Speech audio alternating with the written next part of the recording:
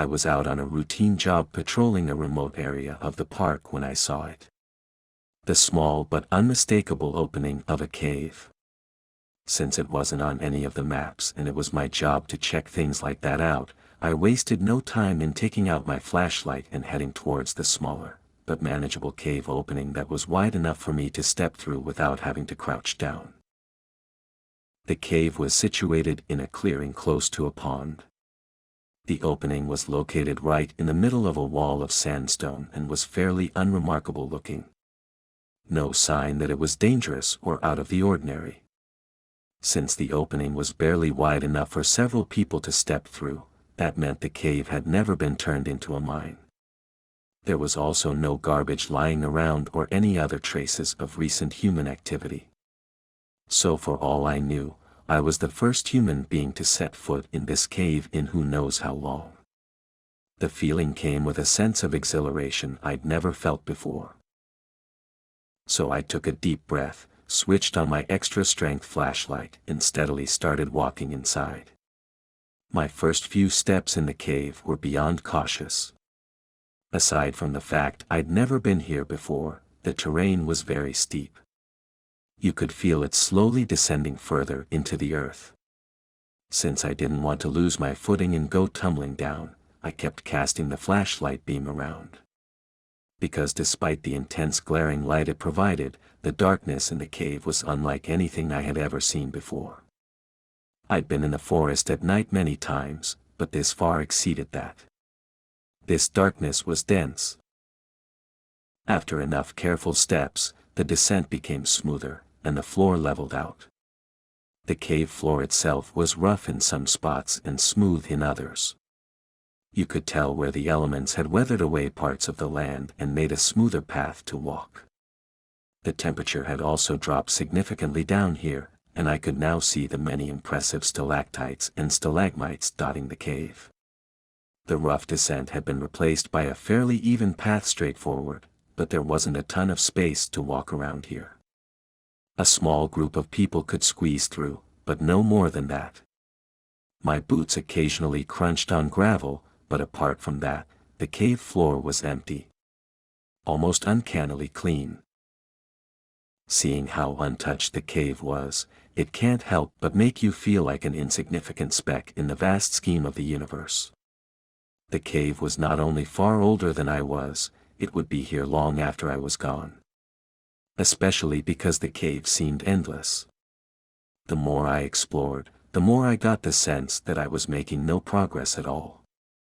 A look at my watch told me I'd been down there for about an hour when the narrow path opened into a massive chamber and the sight made me gasp. The entire space was filled with water, and the walkway served as a makeshift bridge to the other side. The walls were rough-hewn and jagged virtually everywhere you looked. There had been plenty of impressive stalactites in the cave, but the ones dangling from the ceiling here were massive. So precise and sharp-looking it seemed impossible that they had occurred naturally. Some of them were practically touching the water that filled the space.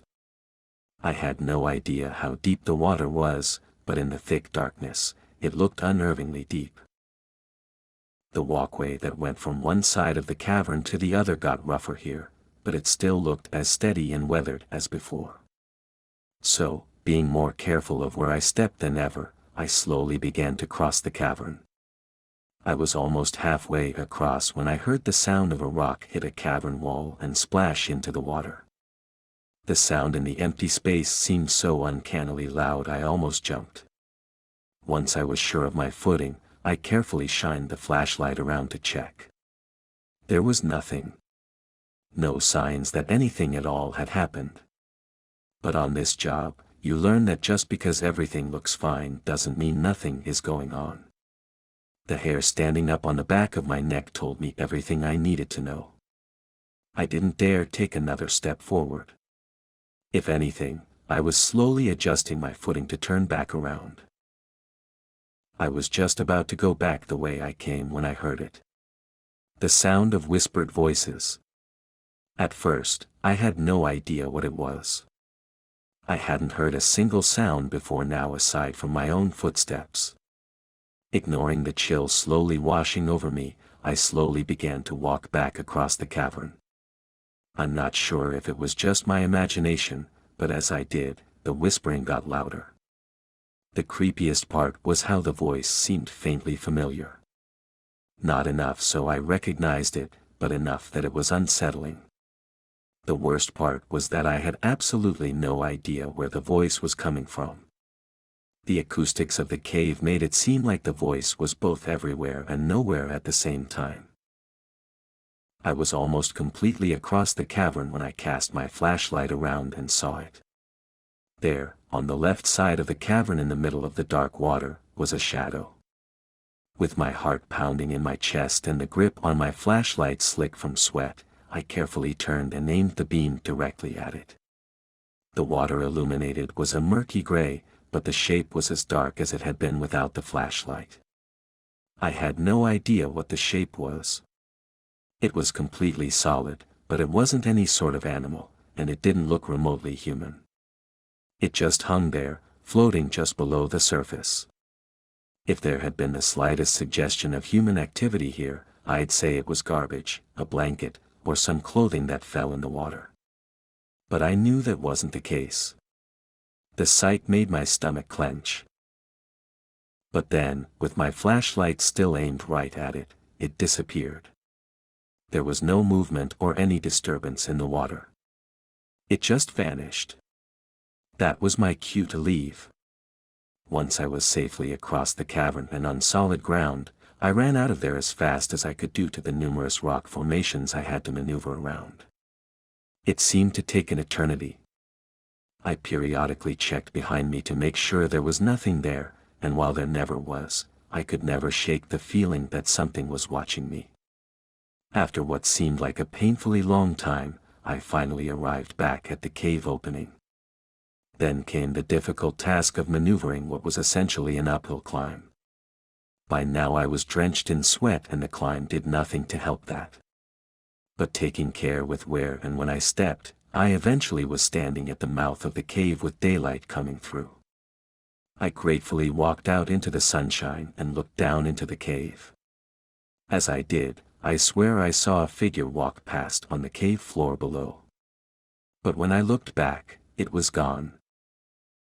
Once I caught my breath, I radioed the cave discovery into the station and some other rangers came out to check it out. One of them was my boss, Jack.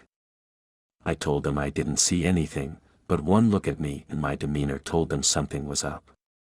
Jack was no stranger to the unusual things park rangers can and do encounter on the job. So with him and the other 2 rangers listening, I told them what I saw and experienced down in the cave. When I was done, Jack sat there quietly for a moment.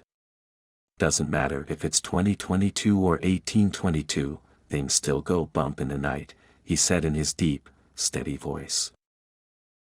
I don't disagree that I muttered. I'm sure you don't, Wade. I won't pretend I saw what you saw, but I believe you saw what you saw. Nature can be, and often is, a very scary place. No kidding. One of the other rangers agreed. There's a reason this cave looked so untouched by people. No sign of animals either. None. Jack shook his head at that. That's the sign something is off.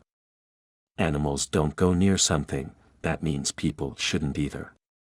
So we'll mark this cave as dangerous, go back to base, and log the find.